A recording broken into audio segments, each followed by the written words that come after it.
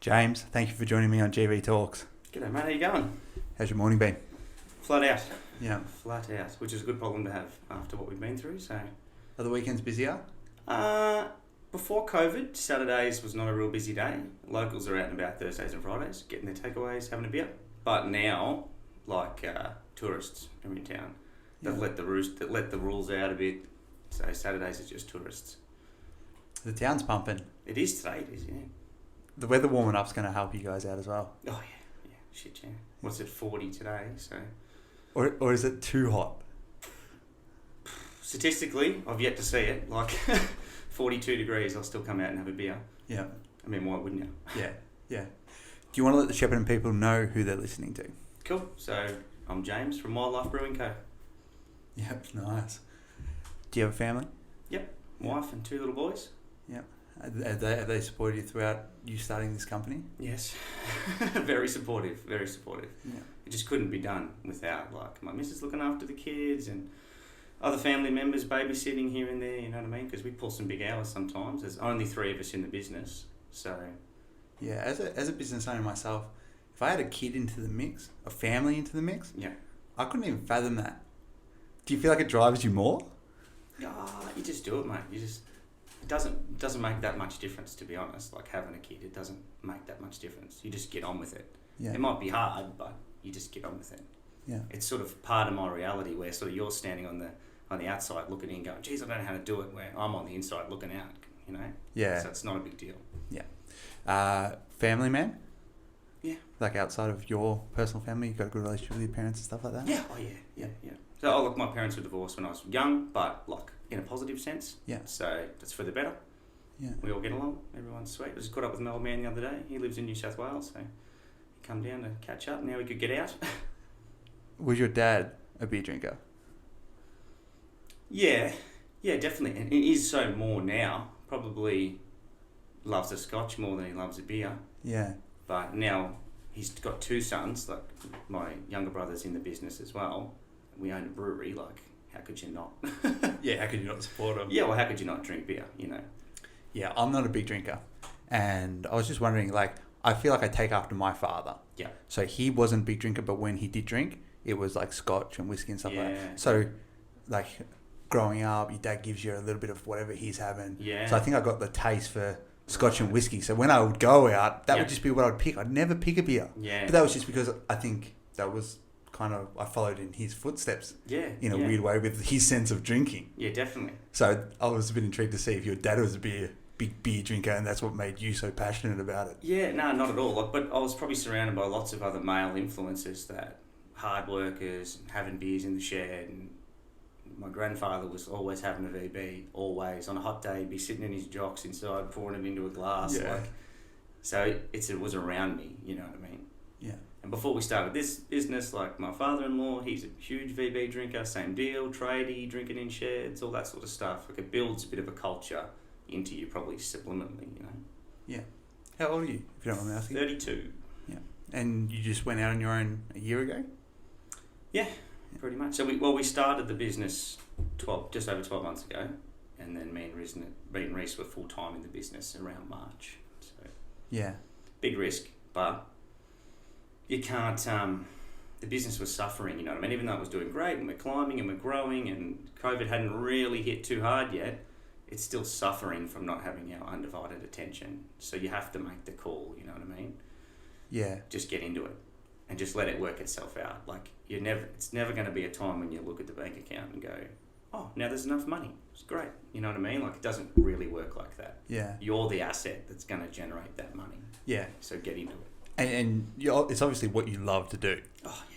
So you prefer to be doing that even if you're making less money, as long as there was enough money to keep you going. Oh, it's a lifestyle business. As much as we work really hard, we love drinking beers, we love making beers, we love talking to people, and that's sort of what our whole space is about down there. Try to have a beer and a chat with everyone who walks through the door.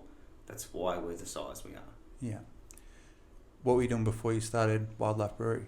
So I was doing finance, consumer leasing, rentals, all that sort of stuff for about 9 years. So hopped around a bit. Before that, I was doing sort of transport, did some horticultural stuff, worked with the local council for a while before that. So, yeah.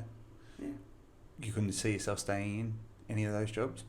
No, you burn out. Like 9 years is a long time to be doing Anything. lending. Yeah. You know, and you get complacent. And probably the last 12 months, and my old boss would probably agree. Like never that he didn't care, but you get complacent, and what's the point then? You just wasted everyone's time. Yeah. There's nothing better than being your own boss.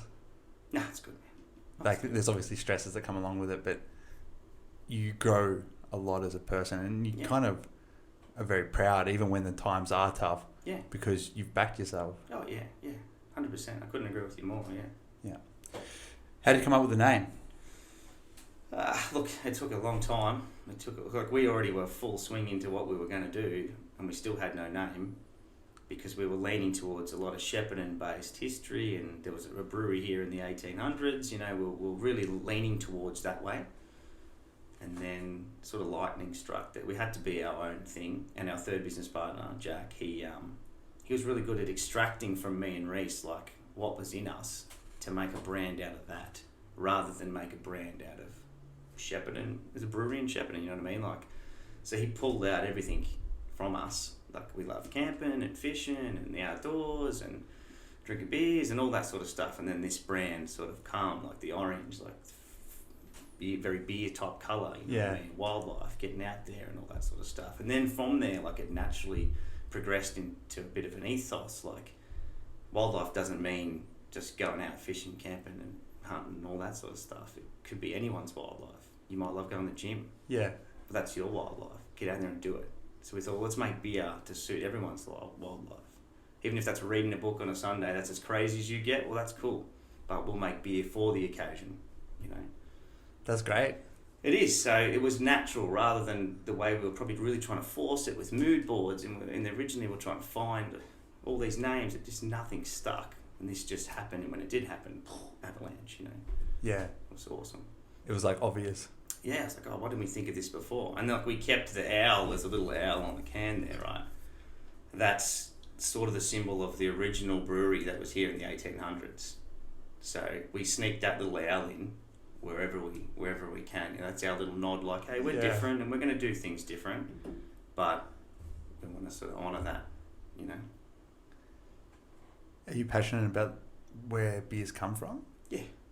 Yeah. Have you spent like much time reading about that and learning the story of the Shepparton brewery? Oh yeah, heaps. It's quite hard. There's not a lot of information out there, but like we spent quite a bit of money like buying old newspapers and articles to get as much sort of information as we possibly could, because we were going to get double down on that. You know what I mean? We were going to really go hard to recreate that. Like try to maybe even recreate some of those recipes, but there's a reason it's not around, maybe. You know what I mean? Yeah, like some things are successful and have their time, and it might be easier just to honour that rather than become that, you know? Yeah. What happened to it? I think they just closed down. So there was some taking overs, like the original owners, like the dads died and the sons got involved, and they were moving production stuff around, and it just slowly went to shit, I think, over time. Like my grandfather could remember the building still being there before they knocked it down. Yeah. And it was pretty much where TAC was, on the corner there where the cows are. Yeah. That's where it was, on the river, before they moved the river. Yeah. So the river used to come right around it. So yeah. That's interesting. It is. Like it's a big bit of our history. Like this brewery was doing like 1 million litres a year.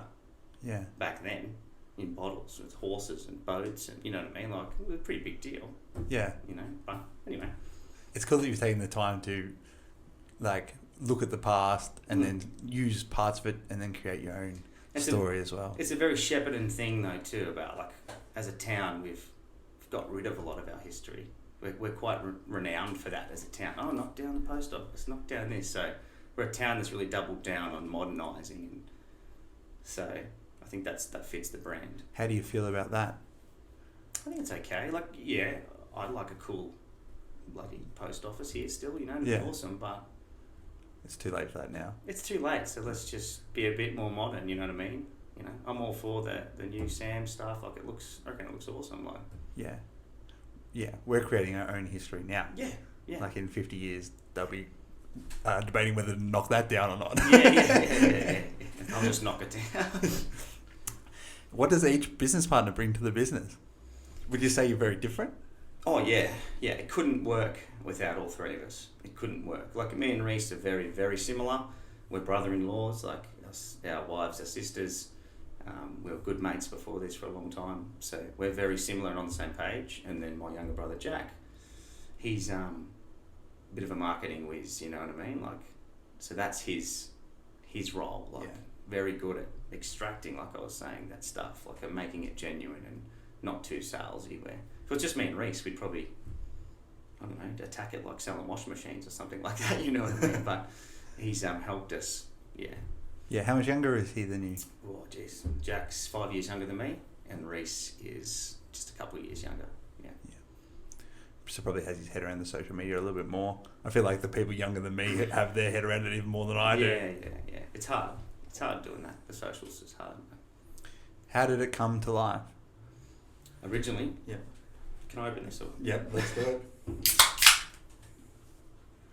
Give me one. Thank you. Cheers, mate. So, me and Reese used to get in the shed, in my shed. What do you think of that before we go too far? How would you describe the taste? Well, it should just be beery. Like, that's a simple, clean lager. We use a bit of rice in there to get that dryness, but it's not like hoppy. Yeah, it tastes different to the beer that I've had in the past. It would, yeah. But much better. Much better. Well, like, that's a bonus. I feel like you can tell it's beer, but it doesn't taste overly strong. Like the taste of the beer. Does it have the same amount of alcohol? It's 4.6%. Yeah. This one's 4%. So it's still a reasonably heavy beer. I mean, what's VB? 4.9 or maybe even heavier. How would you describe a taste of a beer? Oh, it's not one thing, is it? Yeah. It's not one format, not one type of... There's so many styles, like... We wouldn't even have enough time if I just started to recite every style I know, you know? Yeah. So, yeah, a good beer, we're all about balance. So there should be balance in the bitterness, balance in that malty backbone, and that beery flavour, if we want to use that simplistic term too, it should be balanced. Like, the craft beer world's crazy right now, so people are doing some just crazy shit, and that's good, and we drink them and I'll buy them, but it all comes back to balance. That's what we think, you know. Yeah. Every beer we make, we try to keep it that way. Yeah, I think bitterness is a good way to describe it, but it doesn't. Not this beer, but beer in general. That's how I would have used. That would have been the word I was searching for. Yeah. What gives it that taste? The hops. So, without getting too crazy and technical and boring, everyone, like there's sort of acids in the hops, and they rate bitterness in a beer with using a term called IBUs. So, like, to give you an example, we released a beer at the start of this month, the limited one. There was a big IPA, right? Yeah. So it had like a rating of 70, and this pale ale here is 30. So quite low, and that would be lower again, I reckon. So yeah, so that's why it doesn't taste as like I didn't well, feel it like it have tasted that punchy bitter. It hasn't got a lot of hops in it. Like we didn't go too crazy with it. Yeah. So your hops will give you that fruity or floral or that bitterness, depending on where you use them through the process. You know, using them early will give you more bittering. Using them later through the boil will give you more fruity, floral flavors as well. So yeah, wow. Yeah. It's a bit of an art. Yeah, of course. And it's all trial and error. Like we always say the best asset for us is we don't know everything about making beer, and that's what makes us make good beer. Yeah. Because we're not too wrapped up in it, you know. Yeah, I love that. Yeah. So how did it all come to life? So as I was saying, so me and Reese and a few other boys, we used to like watch the footy on a Friday night in the shed in the man cave, a few beers, solve the world's problems, all that sort of stuff, and gets very late or very early into the morning and the fire's going down and everyone's had a few cans and we're like, oh, wouldn't it be good owning a pub? No, wouldn't it be good having a brewery? You know, never brutally brewed a drop ever at this point. And then we caught up with my younger brother and he's like, oh yeah, that's a cool idea. And I could see the cogs were turning in his head, and a couple of weeks go by and he rings me and says, you're going to get a delivery of a heap of equipment. Cost me a lot of money, but don't worry about that. Just see what you can do. So we went, oh shit, we better do the right thing. So we started to learn how to brew, and we didn't know what we were getting into, so we were straight into all grain brewing. Like usually there's a bit of a process. You start with them Cooper's kits in the cans, or you start small. We straight away went into grain from scratch, you know. Made some mistakes and figured our way through it. And then by about 3 or 4 different beers we'd done, we did this recipe, and then we made that like 40 or 50 times without missing a beat. Like, hit the numbers every time, taste the same. Started sort of slinging it out to a few people and getting some feedback, and we thought, oh, we might be onto something here. And that just went from there. We just doubled down and went, oh well, let's get on the train. Who were you selling it to initially? Like, who were your first lot of customers? So when we launched, we had this idea of getting like 3 local businesses. They were our lighthouse businesses that like they sold it even before we had our grand opening. So Terminus was one, Shingo's Lounge, and Chaz Cole Cellars. Like, Yeah. you know, Greg and Brooke, they approached us straight off the bat. They were really keen, like, which was great, you know. And yeah, so that was our sort of way of getting the locals into it. Yeah. Building a bit of trust with some businesses that already existed and all that sort of stuff. So Yeah. It'd be hard to break through, I imagine, because people like what they like. oh yeah. And they don't want to try anything else, Yeah. usually with alcohol and stuff like that, I Yeah. imagine. No, it's a big challenge. That's our biggest challenge, but it hasn't been as bad as we thought, to be honest.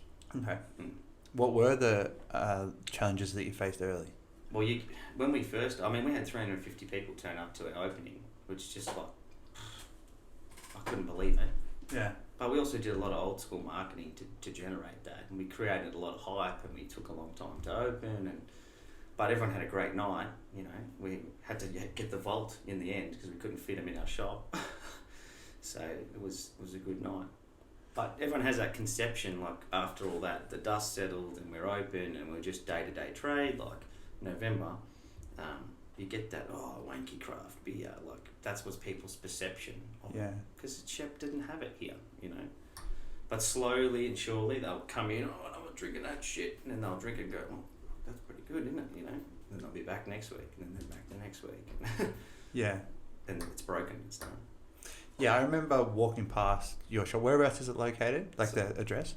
Just on Maud Street, so 172 Maud Street, across from the Aussie, in Yeah. the old Richard's hairdressing building. Yeah. Yeah, you've had like coming soon signs up for a long time. I remember walking past and I didn't really know what it was. I was like I loved the logo. And I just liked the name of it, so I was intrigued. And then I think you've done a real good job with the website and stuff like that. Yeah, it looks cool. And you've done a great job of putting your story across there. Yeah. Which I think is awesome. I like that you're not. It doesn't seem like you. It seems like you genuinely have a vision and you want to make it come to life. We do. And we don't know how to do that either. Like, but we know what we want in Shep, and we know, that it needs to be transparent. So we thought this was a good vehicle for that. Like, we could have just doubled down and built a big brew pub and, you know, turning people over and heaps of meals, but one, we wouldn't be able to educate anyone, and we wouldn't be able to tell our story, and we wouldn't be able to find out the one thing we want to know the most is what does Shepparton want? Yeah. What do they want in a venue? Do they want the venue here? Like, the build it and they'll come method, which makes you money, is okay, but those businesses don't last. How many times have we seen that in Shep? You know, like, they've got to change and adapt or they close down. So we thought if we could educate, teach people, and then, like with our whole membership thing, we want to get all those members together and then say, right, well, we've got enough coin, let's build it. Where should it be? What should it look like? Do you want to explain the memberships to me? So simply, we just said at the very beginning, we've got 800 members we want to achieve forever, indefinitely. It's not a target we have to meet now, but we want to get 800 members because we think that's a good sort of snapshot of the population in Shepparton. So we're at about 180. Yeah. And those members get to have a say in what we do, basically. So we reach out to them, we tell them what we're doing. They can say what sort of beers they think we should have. That lager was born out of the members, you know, like we had stuff on our test tap and they picked it, you know. Yeah. If it was up to me and Reese, that lager would have been 3.5% and way more citrusy. Yeah, okay. They wanted it a little less hoppy and more alcohol. The beer's for the person who's drinking it, not for you guys. That's right, you know. I mean, we made this beer for us, Yeah. and then the rest is for everyone else. And the same as we're doing this limited thing now where we're releasing a new beer on the first Friday of every month for 12 months. They're just limited runs, so there'll be 154 packs, get it or don't get it. So we just let the members know, they come in, clean it out, give us the feedback, and that'll help us build new SKUs, you know. Yeah. So the other one sold out in 4 hours. Like the start of this month, it sold out in 4 hours. Do you already know what beers you're going to be putting up? Yeah, so what me and Reece did, and Jack as well, we sort of made a 12-month plan of what we'd like to do, but didn't go any further than that. So we wrote, we might do a pale ale or a stout or an XPA, and we'll do it in this month, and a sour in this month, but didn't go any further. So as it gets closer, me and Reece then build a recipe based upon how we're feeling. Like, we could sit down and write the recipes for 12 months, no worries. But we want it to be super limited, super natural. We've got small equipment that we've built ourselves for this job. We want it to feel that way. We want it to feel a little bit farmhouse, you know what I mean? Like, yeah. It is a bit special. We may not make it again. We may not be able to make it again. Yeah. So just get it. What's the commitment from the members to you guys? Nothing. Well, just their opinion. All we ask, they don't want money. They don't got to come in and buy slabs. Like, we just want to be able to ask them questions when we need to. And we don't spam them or none of that stuff. They get a newsletter from us once a month, and it just says what we've been doing, what we've been drinking, what we've got coming up. And we always ask them to reach out to us, you know what I mean? So that's unreal. How would somebody sign up? So all we say is, like, if you're in the shop, you buy a 6-pack or a case, and that's enough to get you in the door, you know what I mean? And that's not a monetary thing. That's like, I can't have you become a member if you haven't taken the beer with you, you know what I mean? Like, you've got to want to be it. Don't just sign up so you can get your little tag with your number and you're part of the team. Like, you're gonna want to have an opinion, you know what I mean? So yeah. Take the beer with you. Yeah. You don't want support of people who aren't going to be customers. Well, we do have some of that, and they have their own merit as well, you know what I mean? Like, we got a lot of women as members too, and I almost value their opinion more than beer drinkers, because women's palates are way better than men's. So, like their taste palates? Oh yeah. Is that science? Or yeah. And they always pull stuff out of it. They pull flavours out of it that, like, it's textbook. There's almost they've read the description of the hop. Or, like, it's crazy, you know? Yeah. Like, this particular, one of the hops in here has a real pear note to it, right? Okay. I've never tasted it in my life, but the amount of women that went, oh, that's a bit peary, isn't it? You know, like, how do they even get that? It's crazy. That is crazy. Yeah, I felt like, I'm like I said prior to we starting the show, not a big drinker, but I felt like I had to have a drink with you today so we could have a talk about it. Yeah, cool. So this is your full-time job? Yep. You don't have anything else? No, not a thing. My wife works full-time, and Reece's wife works full-time. That's the only sort of fail-safe we have. Yeah. Do they drink beer? Yeah, my wife does. Reece is not so much. She doesn't mind a few sour beers and stuff like that. Bit of a cider drinker. Yeah. But yeah. Have you got any other local pubs on board to have you on tap? So taps is a different conversation. Tap contracts are hard to get because CUB, like, they own most of the taps in most venues, you know, not just in Shepparton, just anywhere. Like, there's deals that have been done. So it's not the publican's fault a lot of times. Like, he physically couldn't put a new tap in if he wanted to. Mm. Not everywhere. Like, Termy's got their own. They can rule their own taps, which is awesome, and they've had our stuff on tap too. And they rotate heaps of craft beer, which we love, you know. Yeah. So we do go for taps, and we are on tap somewhere, but it tends to be a rotating thing. But like most restaurants in Shep have stocked the cans. Great. So that's good enough for me. Yeah. So, how would you describe your wildlife? Well, as I said before, it's about the camping and fishing and stuff like that. Like, that's what we do. That's what we like to do when we can. You know? Yeah. I mean, I've literally just come back from 5 days up the hills, so that's our annual break. Like, me and Reece and the wives and the kids and mother-in-laws and father-in-laws. It's a big camp. Yeah. And we go up there 4 or 5 days and no reception, just unwind and come back. So. Any fishing? This camp, we don't do a lot of fish. Like, me and Reece are both big fishermen, but not when we're at this camp. Yeah. It's not really about that. I mean, we're talking, it's between Kevington and Woods Point on a stretch of the Goulburn River that's so clear, like, you can see the bottom of it, even if it's 15 foot deep. It's the start of the Goulburn River, you know? Yeah. So it's just a magical place, like, sort of a bit sort of foresty and, yeah, not dirty, dusty bush like around here. It's talking green, mountainous. It's a bit of a soulful place. So we tend to just have a lot of beers, do a massive cook up for the families, and just enjoy the weekend. Yeah. Do you like just being out in the wilderness? Oh yeah. Yeah. You don't find it boring ever? No. Yeah. Some people can't sit still. Yeah. When they go camping.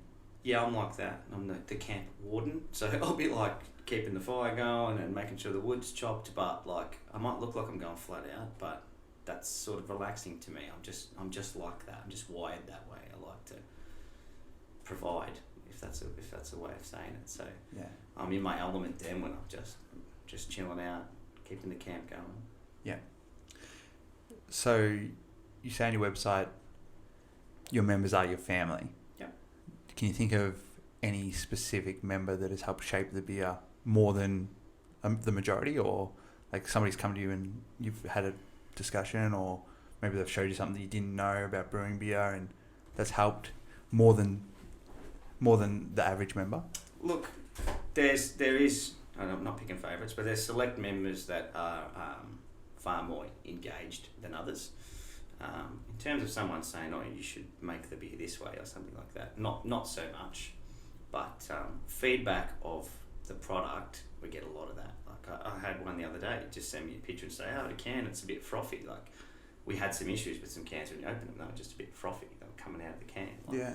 That's the sort of stuff that's good that members feel like they can approach us and say, "Hey, is this okay? Is this all cool?" or whatever. You've got this problem, and we'll always try and say, "Oh, no, I'll give you a free 6-pack." Like, nah, shit, no, I'm going to drink it. I'm not wasting it. But I just want you to know, they care about it as much as we do. So yeah, that's what's most valuable, that they'll reach out to us, How many people do you have come through the doors?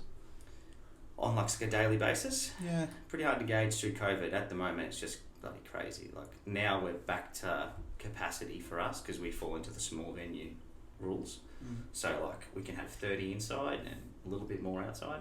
So it doesn't affect us now. Where previous to that, I could have 10 people inside and 4 people out the front. So we were turning away 50 people a night. Yeah. No. It looks like a small store from the outside. Yeah, it is 66 square metres. Yeah. And you can fit 20 people in there? Yeah, we've had 50 people in there. Okay, wow.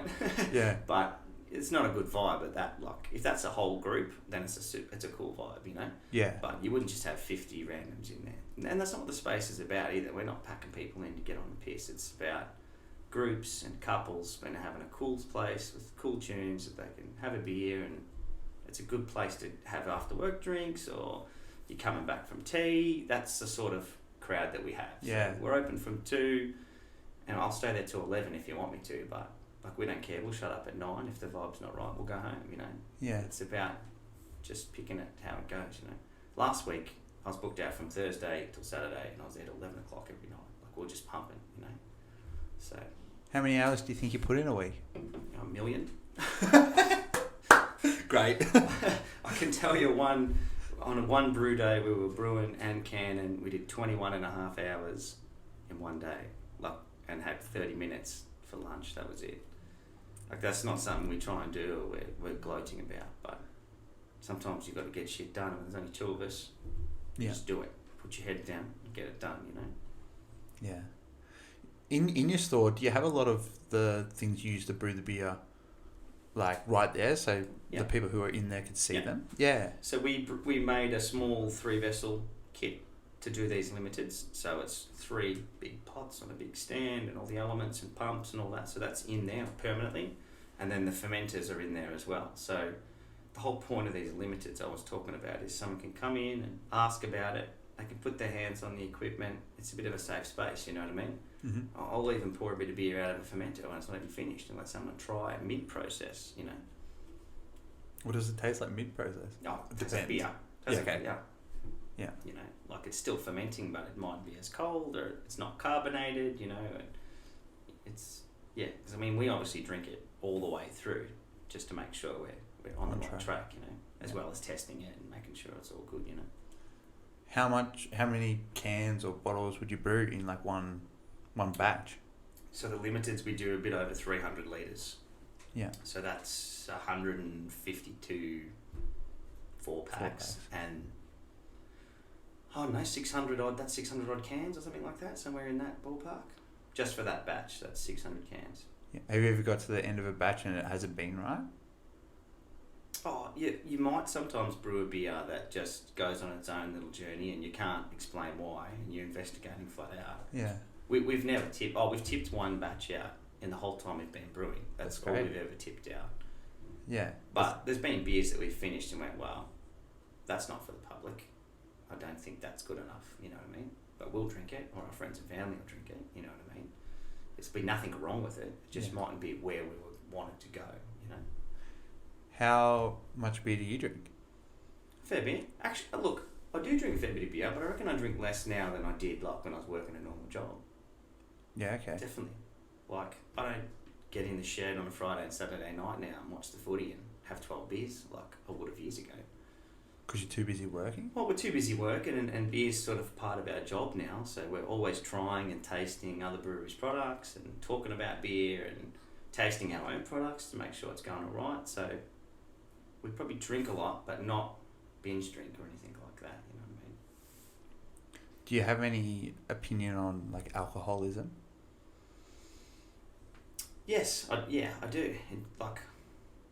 It's a real tricky one, isn't it? You know what I mean? I was saying to a customer the other day when we were talking about this, like, a big difference between true alcohol, like everyone's got their own little rules. Yeah. That's what separates you from someone who's got a problem and they don't, you know what I mean? Like, oh no, I don't drink from Thursday to whatever, but Sunday I hit it hard or whatever. I think that's the difference. If you have those conscious rules or you set those limitations, the same as like working out or whatever, you know what I mean? Everyone's got their own little rules. I think that's what separates it.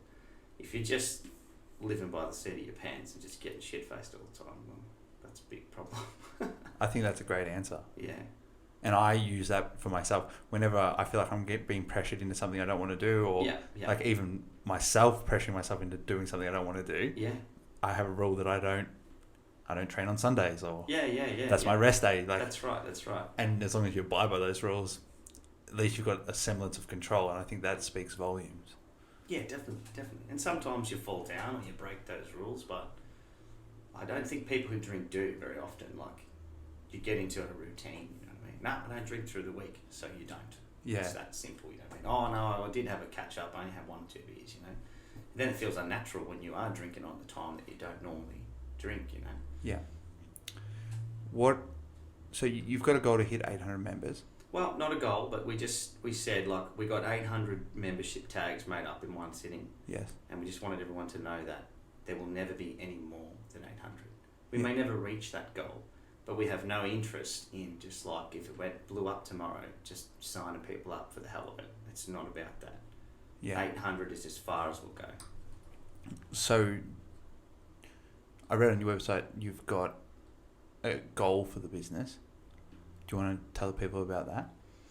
Yeah, well, so as I said before, we want to build a big brewery for Shep here. Like, wholesale's our thing, and we sell to lots of bottle shops all around Australia. Like, we want to have a facility that we can do that in better. Because right now we brew in our tiny shop, and we contract brew whenever we can get our hands on larger equipment in Melbourne. So there has to be an end goal where we have our own larger equipment and keep the manufacturing in here to create jobs and all that sort of stuff, you know. So we want to do that, but it's got to be on Shep's terms. It's got to be the venue they want and built the way they want it. So that's why we went small. Yeah. Come to market, feel it out, get everyone's opinion, and do it right, you know. So you don't have like a dream location? We have a few, yeah. Early days, we wanted the Fruitworks on Cryer Street. Yes. That would be unreal. I tried to get it. We tried hard to get it, but it fell down every time. Yeah. It fell down. I think, I can't remember who told me, but somebody said, I think they should have like food vans in the car park there. Yeah, that was all we wanted to do. And like I was like, that would be so cool. Like I would go there all the time, like on Friday night. Imagine if the brewery was like right there as well, a couple of food vans in the car park, and the brewery was there. Yeah, it'd be sick. That's what we wanted to do, and build a sort of big beer garden. You know what I mean? That's what it was all about, because we've lost that as a culture. Pubs used to have lots of beer gardens all the time. Yeah. Now they're sort of paved areas, and we want grass, mate. Grass and food trucks and. Yeah, but anyway, we could never get it off the ground. If we had gotten that early on, we might have been bigger from the beginning. Yeah. So you're sort of shaped. Your business is shaped by the things that happen on the journey. So it's probably a blessing because we got to be smaller and talk to more people and be across it and all that sort of stuff. So I'm glad it all turned out the way it did. Yeah. Nah, awesome. Who locally inspires you, James? So I reckon I got an old boss, Simon Dowling. He inspires me a fair bit. I haven't known him my whole life. I've only known him for 5 or 6 years, but he's a keen businessman, smart businessman. I won't say what business he owns. Yeah. But he balances his family and work life incredibly. You know what I mean? And very, very positive every day. Like at work, in the job, despite what's going on, very, very positive. So I learnt a lot on how to have your business and do the crazy hours and have your family and balance that just by watching. And yeah, I feel very privileged to be employed by him. Yeah. That's great. Is there anything you want to leave the Shepparton public with? Come in and drink some beers. Come and try some beers. If you're scared or you thought you know where we are and you haven't come down and have a chat. Yeah, definitely. All right, awesome. Thank you. Cheers, mate.